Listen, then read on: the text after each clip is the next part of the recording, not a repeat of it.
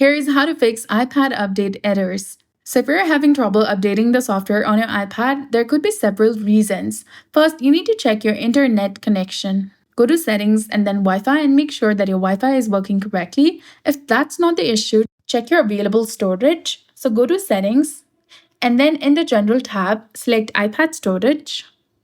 Here you'll see a list of used and available space. Calculate the size of the update you're trying to download, and if you only have 1 GB available and the update requires 2 to 3 GB, that could be why you can't install it. Make sure that you have enough free storage to update the latest version. Next, go back to General tab and then tap on the Software Update option. Here you'll see available updates. Select Download and Install and enter your password and install it. Restart your iPad and make sure that you have enough battery.